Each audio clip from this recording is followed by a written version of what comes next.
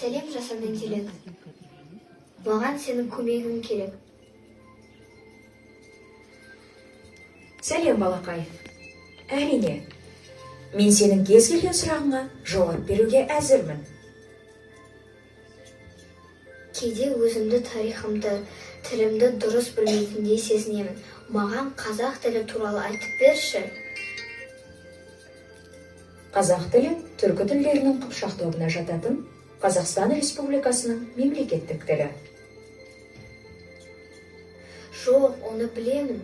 Маған осы тілдің тарихын, оған қызмет еткен ұлы тұлғаларды айтшы. Жарайды, балақай. Одан да саған айтып қана қоймай, шағын көрініс көрсетейін. Білмедім, пайдасын көре тұра тексермедім. Ер жеткен соң түспеді уысыма, қолымды мезгілімнен кеш сермедім. Болмасаң да ұқсақ па, бір ғалымды көрсеңіз, ондай болмақ қайда деп, айтпа ғылым сүйсеңіз. Сізге ғылым кім берер? Жанбай жатып сөнсеңіз. Дүние де өзі, мал да өзі. Көңіл бөлсеңіз. Өзің үшін үйренсең, жамандықтан жиренсең. Ашыларсың бір жылма-жыл. Өзің үшін үйренсең, біреу білмес, сен білсең. Білгеніңнің бәрі тол. Сөзіне амай сынал. Кісіге қарап, сөз алма. Тез үйреніп, тез жойма. Жас уақытта көңіл бөл. Жастықтың оты қайдасын, жүректі түртіп қозғамай. Ғылымнан біліп пайдасын, дүниенің көркін болжамай. Адамнан тауып айласын, кісілікті ойламай. Қаруын көне сайласын, қолға ойламай. Махаббат қызық кім көрер, оның да дәмін татпаса, бір жола басты кім берер, жарына қайда батпаса. Жүректе қайрат болмаса, ұйықтаған ойды кім түртпек? Ақылға сәуле қонбаса, қайғанша жүріп күтпек. Аспаса ақыл қайраттан, тереңге бармас үстірттен. Қартының ойы шарт артқан, әдеті женіп күңгірттер. Тән шегенін бермесе, жан шыдамас жан ашып, берер бесен бер десе, үміт етер таласып. Алланың өздері аз, сөздері аз, рас сөз еш уақытта жалған болмас. Көп кітап келді Алладан, оның төрті, Алланы танытуға сөз айырмас. Замана, шаруа, мінез, күнді өзгерді, оларға кез-кезімен нәби келді. Хақиқаты шариғаттың өзгергенмен тағриф Алла еш жерде өзгермеді. Махаббатпен жаратқан адамзатты, сен де сүй ол Алланы жанынан тәтті. Адамзаттың бәрін сүй, бауырым деп, және хақ жолы осы деп әділетті. Ай кәсіп қыл, орынсыз ыржаң, болымсыз қылжаң, бола ма дәулет нәсіп бұл. Еңбек етсең ерінбей, тояды қардың тіленбей, егіннің ебін, сауданың тегін, үйреніп, ойлап, мал ізде, адал бол, бай тап, адам бол, мал тап. Қуансаң қуан сол кезде, бірің қазақ, бірің дос, көрмесең істің бәрі бос. Сенбе жұртқа тұрса да қанша мақтап, әуретеді ішіне қулық сақтап. Өзіңе сен, өзіңді алып шығар, еңбегіңмен ақылың екі жақтап. Өзіңді сенгіштікпен әуре етпе, құмарпаз боп мақтанды қуып кетпе. Жұртпен бірге өзіңді қосалдасып, салпылдап сағым қуған бойың етпе. Қайғы келсе, қарсы тұр құлай берме, қызық келсе, қызықпа, оңғақ келме. Жүрегіңе сүңгіде түбін көзде, сонан тапқан шын асыл тастай көрме. Жамандықтың белгісі арамдық. Әлсізді қорғаңдар, молынды тыңдаңдар. Тоңдарын өзгерсе де, жандарың өзгермесін. Түстерің құбылса да, істерің құбылмасын. Айтқан сөз бен істеген істеріңе ұғым болыңдар. Еш қашан, еш уақытта жан мен малды шатастырмаңдар, балаларым. Саусақ бірікпей, инелікпейді. Байлық байлық емес, бірлік байлық, ынтымақ ырыс. Сіздерге де, біздерге де алты алаштың ынтымағынан артық Не керек?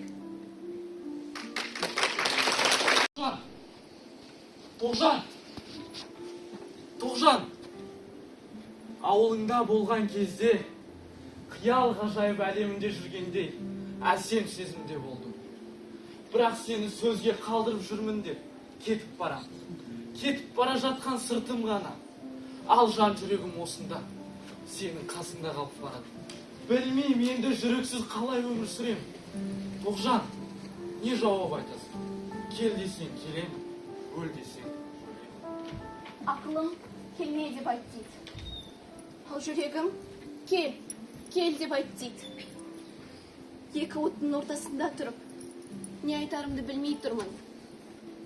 Өзіңді де қинап, мені де қинап, азапқа салып тұрсың ғой, Абай. Бұлыңсыз жерге пышақ ұрып тұрғаныңды қалай білмейсің? Соны айтшы. Неге білмеймін? Неге сезбеймін? Сезем, бірақ ақылмен емес. Мына баста ақыл да жоқ, ес те жоқ. Бәрі бұлдыр, бәрі күңгірт. Есімді алған өзіңсің, Тоғжан. Өзіңнің жауабыңды берші, жан сұрап. Екеуміз екі жақта, жүрек қалауына қыл сезімнен, уақыт сынына салып көрейік. Сонда жүрек не дер екен? Ақыл не дер екен? Мүмкін жүрек тулап, сабасына түсер, ақылға келер. Бұл тапсырмаңды орындауға даярмын. Бірақ мен сен мың рет сүйем деген сөзді сенің аузыңнан естімей кетем бе?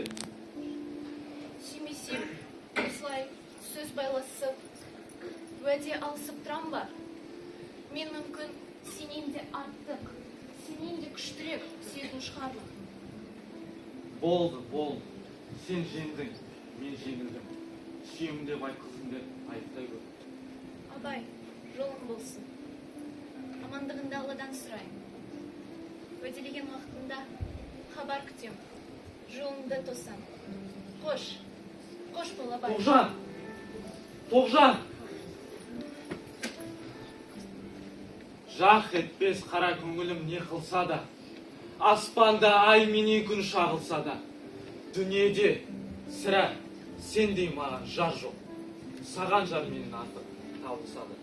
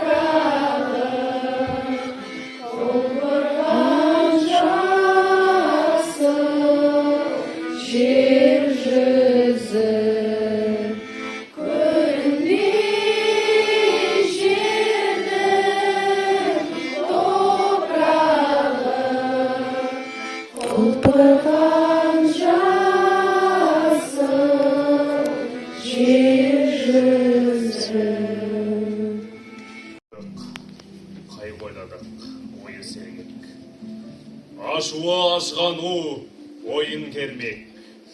Мұнда сарға кісі жоқ, сөз ұғарлық, кім көңілі көтеріп бола бермек.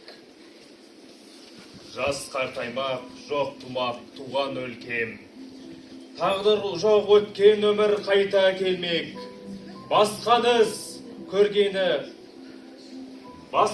көргені қызық артта қалмақ. Бір құдайдан басқаны бәрі өзгермек. Болашақта ұрпақ қалай болады екен? Өз мәдениетін, өз әдебиетін білетін болам екен. Ең бастысы тіл тазалығын сақтайды екен.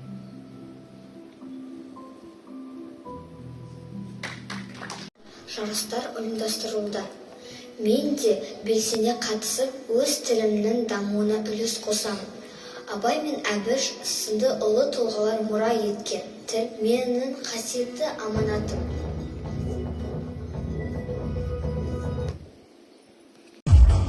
Құрметті менің шәкірттерім, мінекей 4 жылда зуылдап өтіп кетті, көзді ашып жұмғандай. Тыныш. Сендердің осы 4 жылдағы күлкілерің, қуаныштарың, барлық көңіл күйлерің, білімдерің, сезімдерің мен үшін аса үлкен, қымбат кезең. Мінекей бастауышпен қоштасып, орта буынға өткелі тұрсыздар. Барлықтарына сәттілік тілеймін. Тек болашақтары жарқын болып, ақылды оқушы болып, өмірде кірпіш болып қалауларыңа шын жүректен тілектеспін.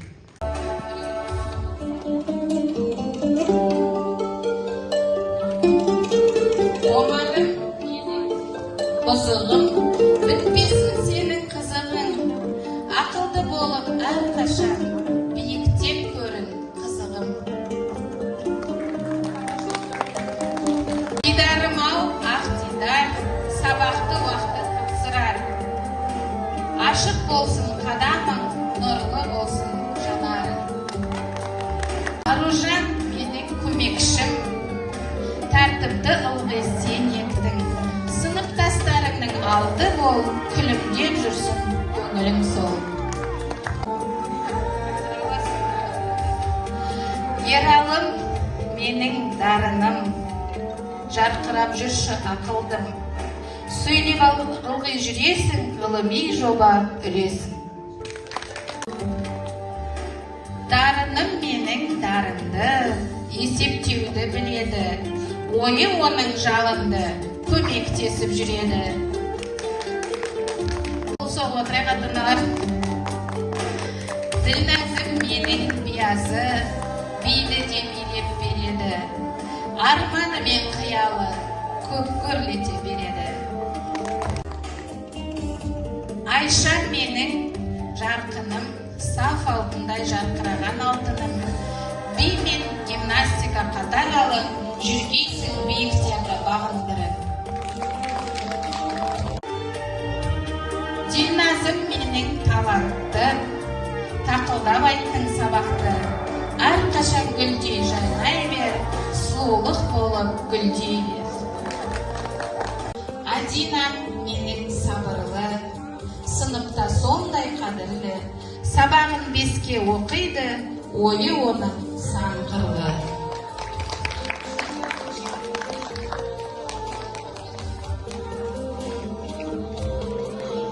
Диасым менің ақылдым, келе ғой. Білімді өзіңе шақырдың. Жаратылыстану ғылымын зерттеп қанша талпындың. Кәусар қыз, кәусар биязым. Айдына екелесі кетбереш, басқа кетбереш. Кәусар қыз, кәусар биязым. Жақында келдің сыныпқа. Тез үйренісіп қимадым. Қош келдің біздің сыныпқа.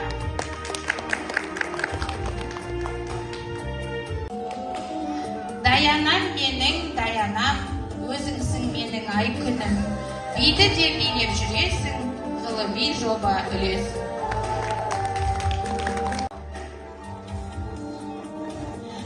Ел досым менің ер досым, адалдық сенің қадамың. Биікте жүрші ертім, бар жақсыға жарадың. Зухрам менің сабыр сабырлы, жетігенде ойнаған, сыныбында қадірлі, ақылымен бойлаған. Анелім менің зерегім, ішіңде сенің өнерің. Бар бақытты тіледім, сабаққа ынта жүрегім. Менің зерегім, биік болсын терегің. Домбырада ойнайды, өзі бал бұл жайнайды. Мұхаммед Алиім, дүниені таныған. Олимпиада белесін, биікте ол бағындырған. Өзіңсің тілдің тірегі, әніңмен жүрек тербедің, әрқашан болдың көмегім.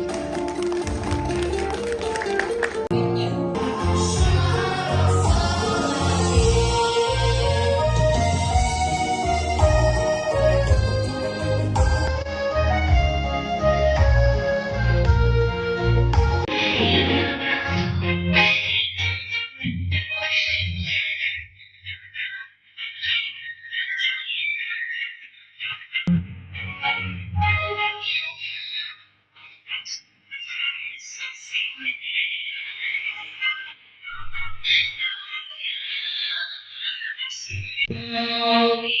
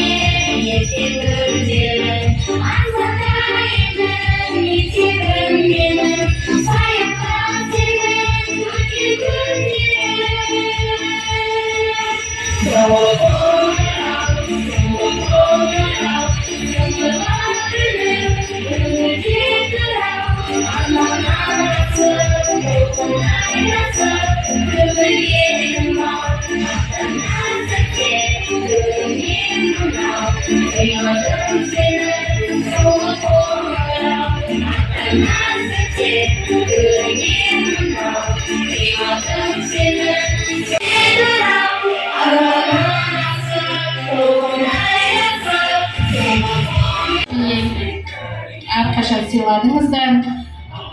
Балапандарыма не деймін, жолдары ашық болсын деймін. Барлық Алла Тағала барлық адамдардың жолдарын ашық қылсын. Соның үшін мен балапандарым қайда жүрсе де оқуларын жақсы оқып, абыроймен оқушылар, ата-аналардың үмітін, сенімін ақтайды деп сенемін сіздерге. Көңіл бөлгендеріңізге рахмет. Қазір фотосессия үлгерейік.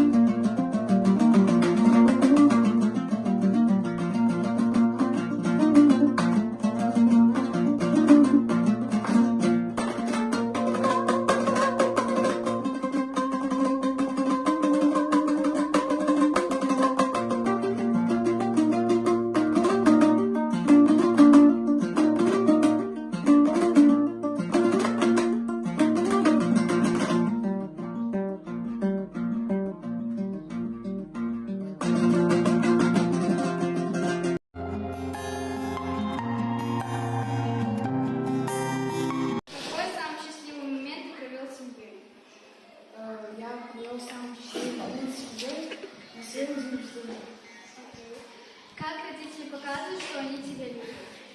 Заботятся, уважают. Что могу сказать еще? Потом...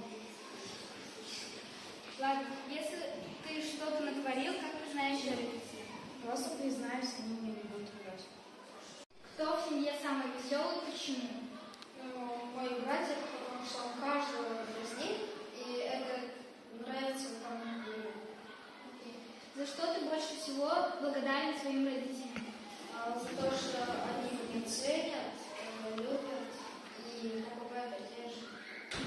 Если бы ты мог подарить своей семье волшебный подарок, что это было? Купил бы дом. Думаешь, родителям повезло с тобой? Повезло. А тебе с ними? Повезло. Как часто ты говоришь своим родителям, что любишь их? Очень сильно обнимаю. Какой самый счастливый момент ты провел в семье? Во время отдыха. За что ты больше всего благодарен своим родителям? За то, что они меня воспитывают, кормят, покупают все то, что я хочу. Если бы ты мог подарить своей семье волшебный подарок, что бы это было? Дом, деньги, машину. Как ты думаешь, родителям повезло с тобой? Да, А тебе и с ними? да тоже. Какой самый счастливый момент ты провел с семьей? День рождения. Новый год. Новый год? Как родители показывают, что они тебя любят? Обнимаю, кормят, воспитываю. Если ты что-то сотворил, как ты знаешь родителей? Отлично. Расскажу. Кто в семье самый веселый, почему? Я. Потому что я всегда всех посидел. Ставить своим родителям. Потому что они меня воспитывают, кормят.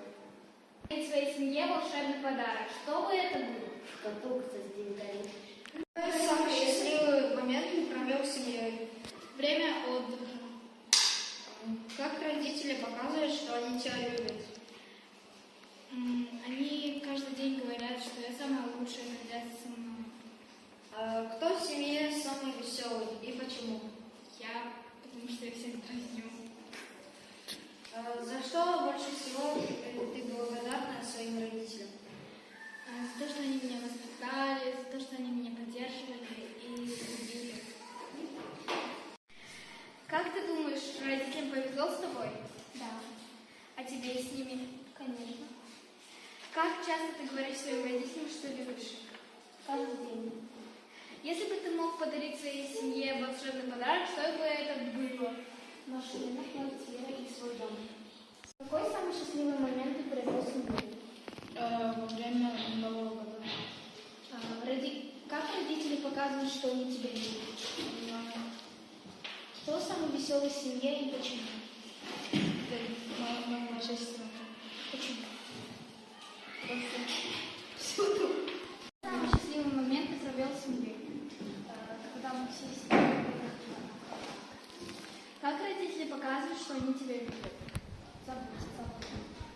Если ты что-то натворил, как ты знаешь все родители? Просто придут, Думаешь, родителям повезло с тобой? Да. А тебе и с ними? Да. Как родители показывают, что они тебя любят? Обнимают меня, говорят, что любят, и дарят что-то. Как часто ты говоришь своим родителям, что любишь их? Когда я иду в комнату. Что ты натворил, как признаешься родителям? Я признаюсь, я говорю то, что больше так не буду. Кто в семье самый веселый, почему? Самый веселый это моя младшая сестра, потому что она самая веселая. За что ты больше всего благодарен своим родителям? За подаренную жизнь. Если бы ты мог подарить своей семье волшебный подарок, что бы это было? Вот, и то, что они хотят. Как ты думаешь, родителям повезло с тобой? Да. А тебе с ними? Да. Как часто ты говоришь своим родителям, что любишь их? Каждый день. Кто в семье самый веселый? Почему? Папа? Не знаю. Как ты думаешь, родителям повезло с тобой? А тебе с ними? Да. Как часто ты говоришь своим родителям, что любишь их? Очень часто. Какой самый счастливый момент ты провела с семьей? Новый год. Как родители показывают, что они тебя любят? Понимают и делают очень красиво. Кто в семье самый веселый? Почему? Самый веселый мой брат, потому что он всегда делает странные шутки и смеется. Если бы ты могла подарить своей семье волшебный подарок, что бы это было? Я бы подарила им очень много странных. Как ты думаешь, родителям повезло с тобой, а тебе с ними? Да, Как часто ты говоришь своим родителям, что любишь их? каждый день. Какой самый счастливый момент ты провел с семьей? Самый счастливый момент, это когда я с мамой был, например, в первые дни своей жизни, или когда мы пошли первый раз в парк. Если ты что-то натворил, как признаешься родителям? Наверное, скажу правду просто. Потому что правда всегда скроется. Кто в семье самый веселый? Почему? Я. Какой счастливый день ты провела с семьей? Когда мы вместе пошли в парк. Как родители показывают, что они тебя любят? Дарят вкусняшки. Если бы ты могла подарить своей семье волшебный подарок, что бы это было? Крепкое здоровье. Ты думаешь, родителям повезло с тобой, а тебе с ними? Да, повезло. Как часто ты говоришь своим родителям, что любишь? Каждый день. Какой самый счастливый момент ты провел с семьей? Когда мы вместе с семьей летали в другую страну.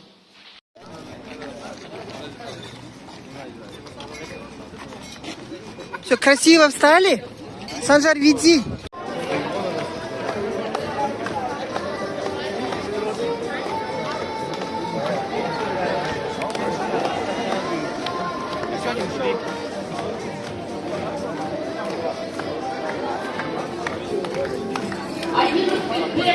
Дальше. 9 Г. Инна Исласовна, выйдите из живого коридора. 9 Г. Алло, 9 Г. На связи.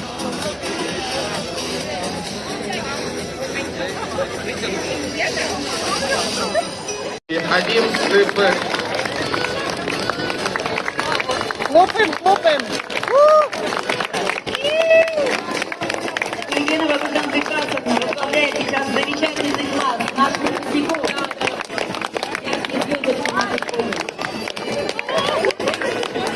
Следующий. Один ТП класс. Класс 13.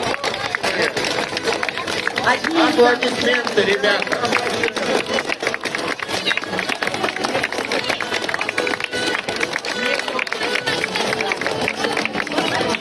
Свои уверенные шаги ребята проделали в течение 11 лет. Вот они еще раз с нами. Далее 11 П-класс. Диктатура наша дата. Встречаем бурными аплодисментами.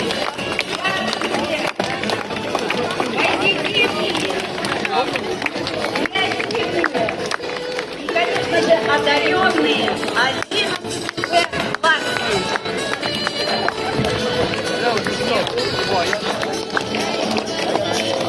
Гордо ребята сейчас идут по этому коридору. Хлопаем, хлопаем. Что каждый из нас... Так громче аплодисменты. Один студент завершает звездную плеяду. Но это еще не все. Потому что сейчас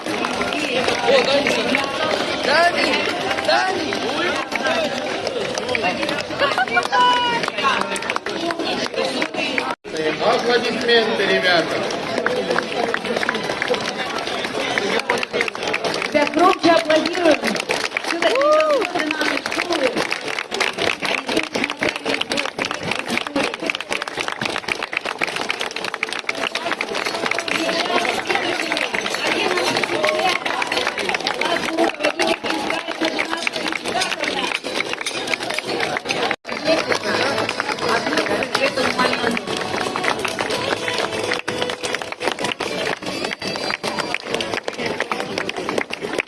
Хлопаем, хлопаем.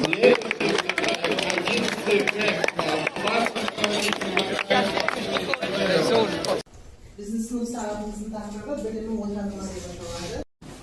Бір, екі, үш. Бүгін аспаны алтындан даласы, елген дастаны елімен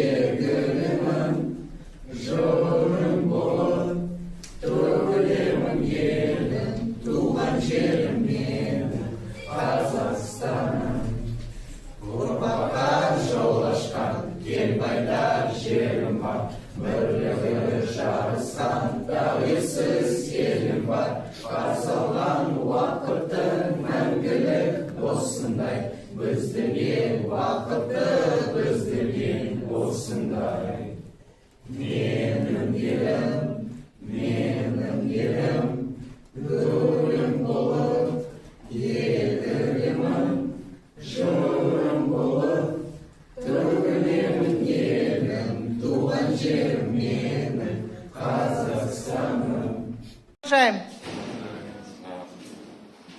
Амина Рысбаева. Продолжаем фразу.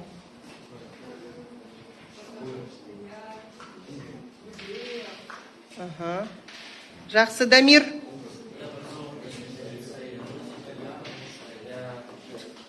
Ага. Хорошо. Занимаешься спортом, танцами, учишься, получаете образование. Государственные ценности. Ценности государственные. Еще какие ценности? Духовную. Духовные. Так, еще есть мнение? Уважение к людям. А увидеть будем молчу. Друзьями. Ладно, дальше пошли. Так, стихи о знаниях. Кому я задавала вчера?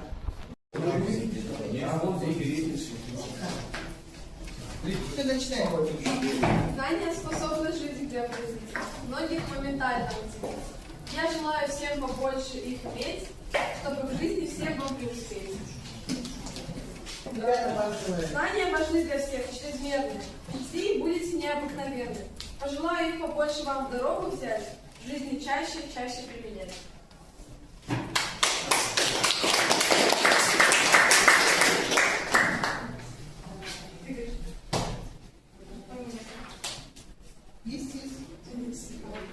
Знания всю жизнь даются, и надолго в голове жестко бьются. Не только пользуются умело, идите к цели очень смело. Знания скорее к себе займите, а когда дают, быстрее берите. С ними будет легче жить, родине своей служить.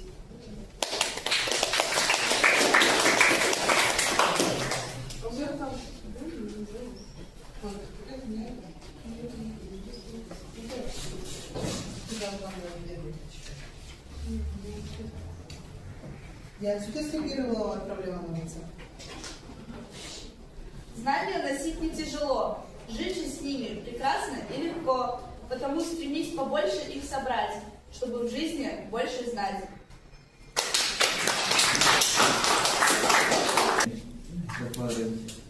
А нет, сначала давай для личного развития. Кому Личного развития. Первое. Образование помогает людям раскрыть свой потенциал, стать более уверенными и самостоятельными. Второе. Оно способствует развитию критического мышления. испытываешь в учебе? Что тебе мешает? Лень. А? Лень. Еще? Чего вы на меня Еще что? Спорт мешает? Лень всегда. Всегда. Лень.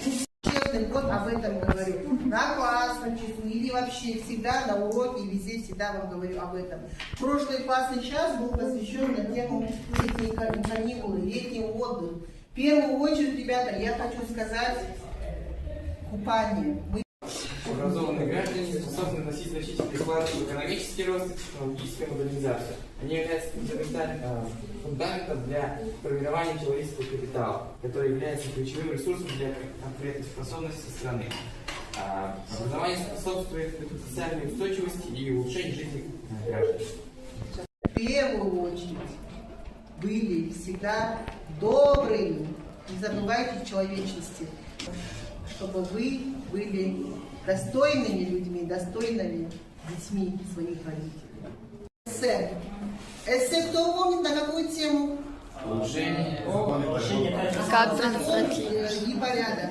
Также я все ваши эссе сдала, школьная комиссия проверила и выделила несколько лучших эссе. Я вам говорила, будет конкурс, будет выбирать. Значит, здесь, получается, выбрали... Сейчас я буду... Я один раз прочитаю текст, хорошо? Потом выходите, получаете свои выводы. Адал азамат Бұрстан-Сәбие бағдарламасы шеңберінде заң және тәртіп атты эссе байқауында ерекше белсенділік танытып, өз ойын терең, сауатты әрі көркем тілмен жеткізе білген 9-шы Г сынып оқушысы Баймұсаева Даяна марапатталады.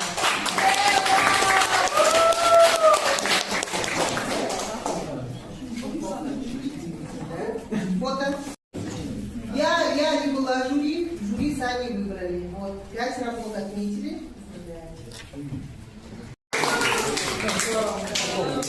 Все уважены.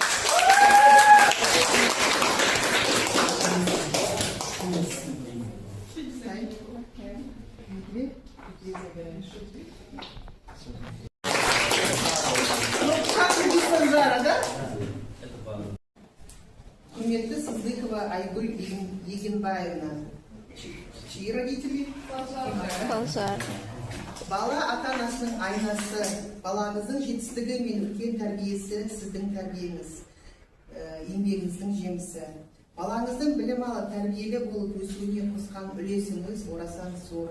Сіздің мейіріміңіз бен қамқорлығыңыз, қолдауыңыз балаңыз үшін үлкен тірек, ал біз үшін үлкен демеу.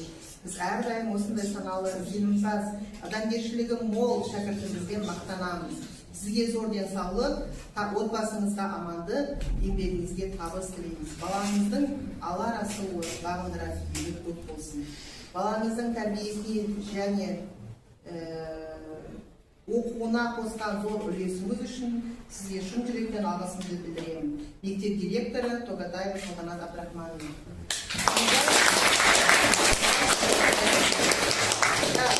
Теперь у нас есть, сегодня мы 6 рублей наших спортсменов, у нас в классе есть 2 спортсмена, да? Это у нас Саша, один раз съездил на соревнования. Сколько медалей ты выиграл? 4 медали, золотых он выиграл. Также таким же текстом передается Абдрахман благодарность своим родителям. Маме. Ага, маме передаешь. Да, надо было пофоткаться, давай встань. Родителям нашу большая благодарность. Самое главное, вы меня услышали. Так, теперь завершение, ребята. Ваши, не только я вас люблю, еще вас любят ваши родители.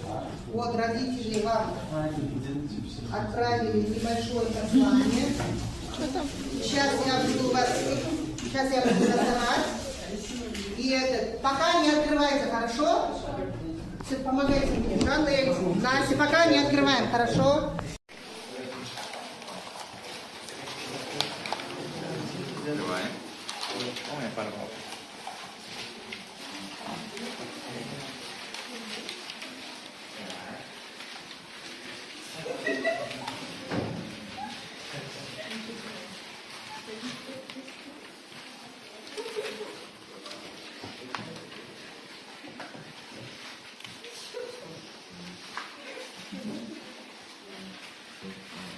Каждый свой читает, Шадьяр.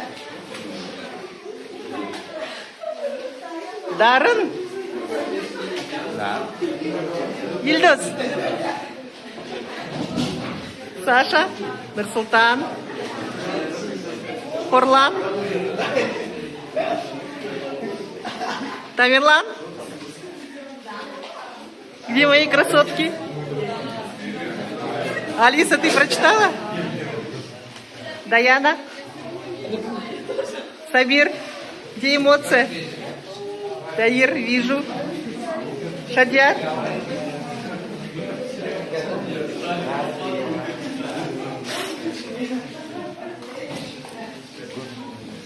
Супер. Лайк ставь. Прочитала, Яна? Так, теперь родителям что скажете?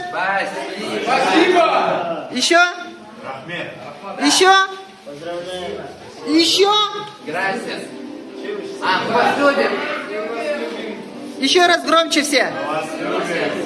Еще раз. Мы вас любим.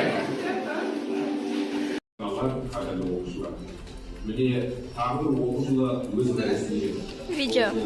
Оқушыларымыздың білім алуға, жан жақты дамуы мен тұлғалық қалыптасуға бастап маңызды қадам болды. Бүгін еліміз бойынша 4 миллионға жуық ұстаздармен және ата-аналармен бірге дәстүрлі білімім отаныма бірыңғай сынып сағатында оқу жұмыс қорытындылауда. Соңғы сабақтың дәл осы форматта өтуі жас ұрпақтың болашағына деген ортақ жауапкершілік пен бірліктің айқын көрінісі. Биылғы оқу жылы мемлекет басшысының бастамасымен елімізде бір жыл ішінде рекордтық көрсеткіш 257 жаңа мектеп ашылды. Ұлттық жобасы аясында салынған алғашқы заманауи білім орталығы да бар.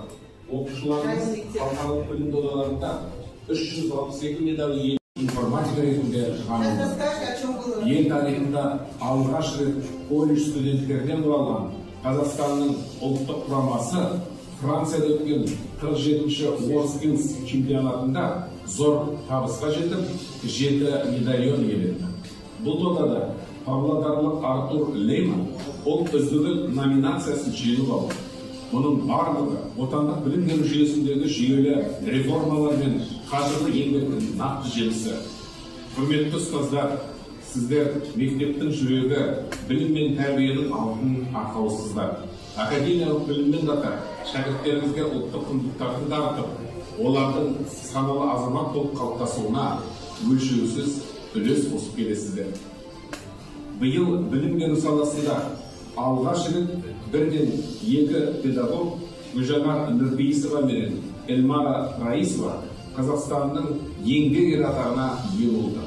Бұл мемлекет пен қоғам тарапынан ұстаз еңбегіне көрсетілген жоғары құрмет пен шынайы алғыстың айқын белгісі. Әріптестер, сіздерге өскелең ұрпаққа сапалы білім мен өнегелі тәрбие берудегі жанашырлықтарыңыз, ұстаздық миссияға деген адалдықтарыңыз үшін шынайы ризашылығымды білдіремін. Биылғы жетістіктердің артында әрқайсыңыздың маңдай терлеріңіз бен қажырлы еңбектеріңіз бар. Құрметті ата-аналар, сіздердің үнемі балалардың жанынан табылып, олардың алаңсыз білім алуына, жан-жақты дамуына көрсеткен. Сегодня за этот учебный год, наш последний классный час, впереди у нас государственные экзамены. Я хочу, чтобы все желаю, чтобы все успешно сдали экзамен.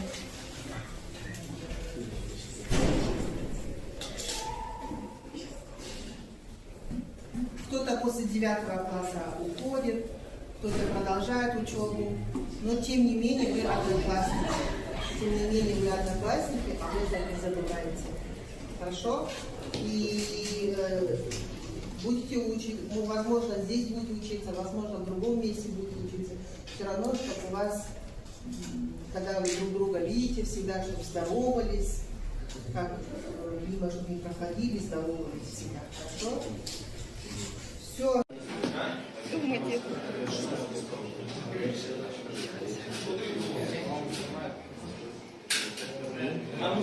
Марки, мне кажется. Ручкой лучше, потому что большие слишком буквы будут. Да. Амина. Особенно это наше.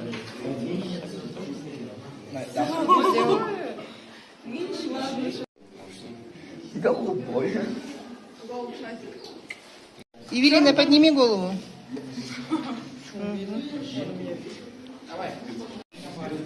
Тебя Амина. Я подписала тебя. Все, теперь меняйтесь местами. Амина, ты есть, и все. Пускай сядет кто-нибудь. Диана, подними голову. Посмотри на меня. Это крёв. Он через 5 минут засох. Я всегда. И ты Сейчас теперь будешь быстрее прекрасно. засыхает. называется плейзи. Я не вижу. Это мое. Шазик, вы подписываете? Да. Я вижу вот это. Я смешал.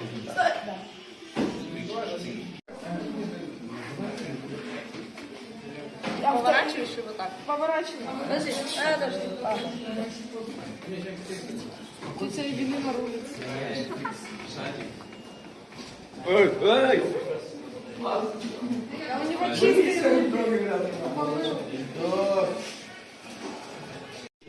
Шатьяр. Это что?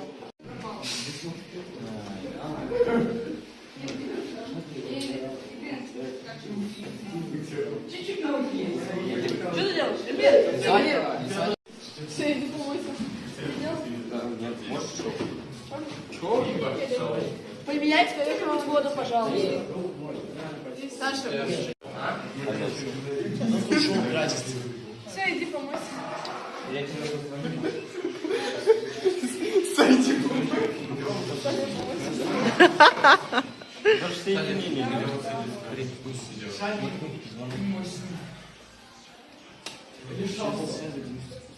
Делай.